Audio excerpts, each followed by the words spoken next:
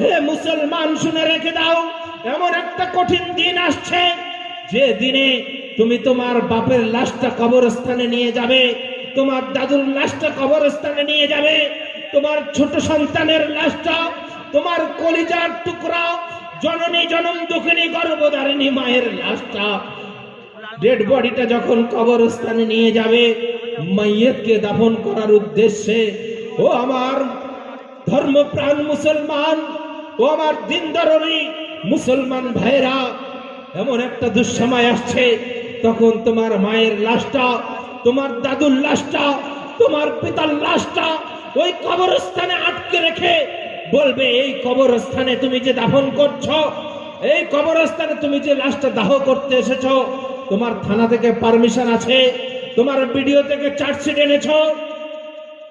তখন ভেল ভেল করে চাতক পাখির মতো আকাশ থেকে যেমন পড়ে মানুষ, আশ্চর্য হয়ে তার মুখের দিকে তাকিয়ে থাকবো। বাপ দাদা 14 পুরুষ এই কবরস্থানে শুয়ে আছে, আর আজকের বলে কিনা ভিডিও থেকে পারমিশন এনেছো, থানা থেকে চার্জশিট এনেছো, কার পারমিশনে মাইয়তকে দাফন করছো, লাশকে দাফন করছো?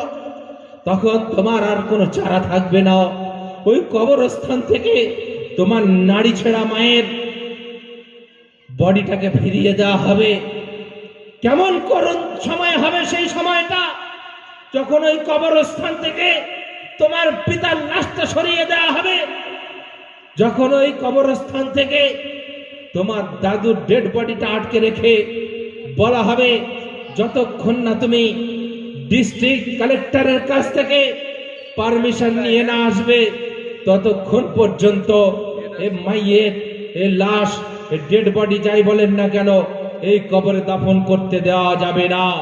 এমন দুঃসময় আসছে, বলা হবে যে কবর দেওয়ার জন্য, দাফন করার জন্য এত একর জমি, এত বিঘে বিঘে জমি নষ্ট করে লাভ নেই, পুড়িয়ে ফেলে দাও, পুড়িয়ে দাও।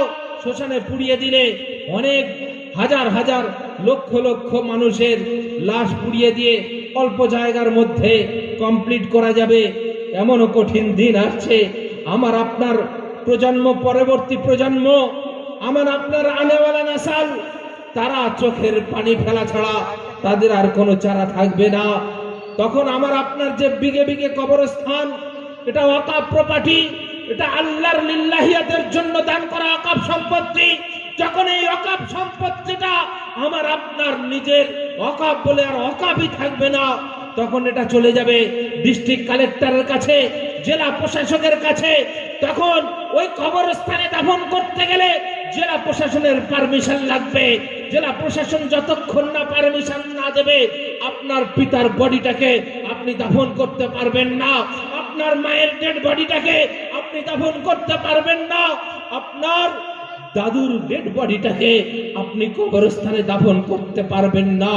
তারা বলবে, কবর দেওয়ার জন্য এত বিঘে বিঘে জায়গা দেওয়া যাবে না, পুড়িয়ে দাও, জ্বালিয়ে দাও।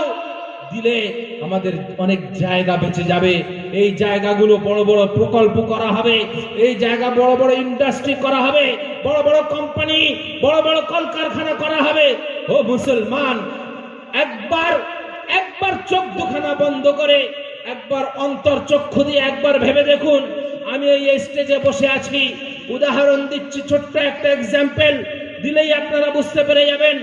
এই স্টেজের উপরে একটা কার্পেট বিছিয়ে দেওয়া আছে, ওরা বলবে না, ওরা আমাদের বলবে তোমাদের মসজিদ কোনো অসুবিধা নাই, তোমাদের মাদ্রাসা কোনো অসুবিধা হবে না, তোমাদের খানকা কোনো অসুবিধা হবে না, তোমাদের মাজার কোনো অসুবিধা হবে না, তোমাদের কবরস্থান কোনো অসুবিধা হবে না। কেউ কোনোদিন এখানে তোমাদের এগুলো কেড়ে নিতে আসবে না। কিন্তু ওয়াকাফ সম্পত্তিটা আমাদের চাই।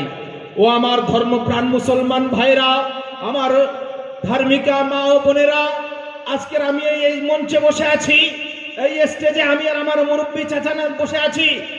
এখানে আছে একটা মাইক্রোফোন, একটা মাইক, একটা চেয়ার, এপাশে চেয়ার, এপাশে চেয়ার আছে। আচ্ছা বলুন তো, কেউ যদি এসে বলে, হুজুর আপনার চেয়ার আমি কাটতে আসিনি, আপনি আপনার চেয়ারে বসে থাকুন। আমার চাচা জানকে যদি বলে আপনার চেয়ার আমি কাটতে আসিনি, আপনি আপনার চেয়ারে বসে থাকুন, আমি শুধু কার্পেটটা ধরে একটু টান দেবো। আপনারাই বলুন, এই কার্পেটটা ধরে যদি টান মারে, আমি আর আমার চাচা এই স্টেজে থাকবো না ঠিকরে পড়ে যাব? আপনারা বলুন, কার্পেটের সাথে সাথে ঠিকরে যাব কি যাব না?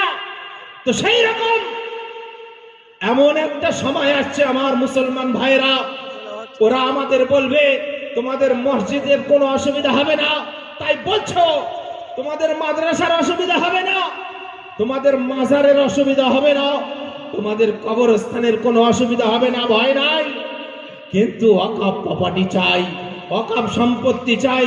আরে ভাই, যদি ওয়াকফ ধরে টান দেয়, তাহলে ওয়াকফ সম্পত্তিটার উপরেই তো আমার মসজিদটা স্থাপন হয়ে আছে, ওয়াকফ সম্পত্তির উপরেই তো আমার আপনার মাদ্রাসাটা দাঁড়িয়ে আছে, ওয়াকফ সম্পত্তির উপরেই তো কবরস্থানটা আছে।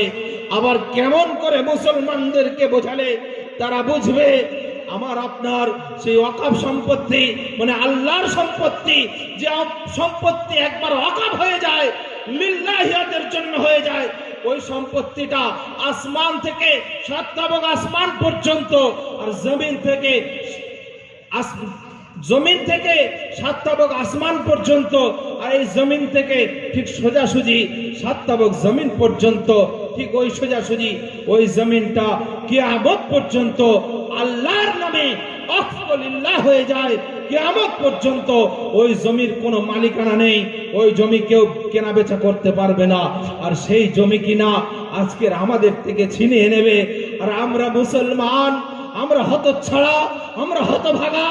ইমাম সাহেব মেম্বারে কলাম ফাটিয়ে দিচ্ছে, ইমাম সাহেব বুঝিয়ে বুঝিয়ে হয়রান হয়ে যাচ্ছে, তবু মুসলমান জাগে না। আমার যুবক ভাইরা তবুও যাচ্ছে না। আমার যুবক ভাইরা এখনো ঘরে বসে ঘুমাচ্ছে, এখনো ঘরে বসে ঘুমাচ্ছে। একটা কোরআন হাদিসের মজলিস, একটা ইমানি মজলিস, একটা ইমান জাগানোর মজলিসে মুসলমান যুবকদের প্রয়োজন। সেই মুসলমান যুবকরা যদি ঘরে বসে থাকে, তাহলে আল্লাহর দ্বীন ইসলামকে রক্ষা করার জন্য যখন নবী সাল্লাল্লাহু আলাইহি ওয়াসাল্লাম দুজাহানের বাদশা মক্কার জমিনে মক্কা বিজয় করার পরে ডাক দিয়েছিলেন, হে আমার সাহাবারা, তোমরা কে কোথায় আছো? তোমরা কে কোথায় আছো? দ্বীন ইসলাম মিটিয়ে দিচ্ছে। দ্বীনের শত্রুরা, ইসলামের দুশমনেরা দ্বীন ইসলামকে মিটিয়ে দেওয়ার জন্য চক্রান্ত করছে। ও আমার সাহাবারা, তোমরা কে কোথায় আছো? দৌড়ে চলে এসো। হযরত হানজালা রাদিয়াল্লাহু তাআলা আনহু, আমরা সবাই জানি, একেবারে নওজোয়ান যুবক, একেবারে যৌবনের টান টান উত্তেজনা, সবে বিবাহ করে দুলহান নব বিবিকে, নতুন বধূকে বাড়িতে এনেছে। বধূর সাথে অর্ধাঙ্গিনী চিরসঙ্গিনী, নতুন বিবাহ করে সেই অর্ধাঙ্গিনীকে বাড়িতে নিয়ে এসেছে। বাড়িতে নিয়ে আসার পরে হযরত আবু হানজালা রাদিয়াল্লাহু তাআলা আনহু, দয়ার নবী, মায়ার নবী, বিশ্ব নবী, সোনার নবী আমার, যখন মধুর সুরে আওয়াজ দিলেন, ও আমার সাহাবারা, তোমরা কে কোথায় আছো? ও আমার সাহাবারা, তোমরা কে কোথায় আছো? বাবা দ্বীন ইসলাম মিটিয়ে দিতে চলেছে। ও আমার সাহাবারা, আল্লাহর নবী, দয়ার নবী আমার যখন ডাক দিলেন, তখন হযরত হানজালা রাদিয়াল্লাহু তাআলা আনহু নতুন বিবির সাথে সহবাস করেছিলেন, নতুন বিবির সাথে দৈহিক সম্পর্ক করেছিলেন। এমত অবস্থা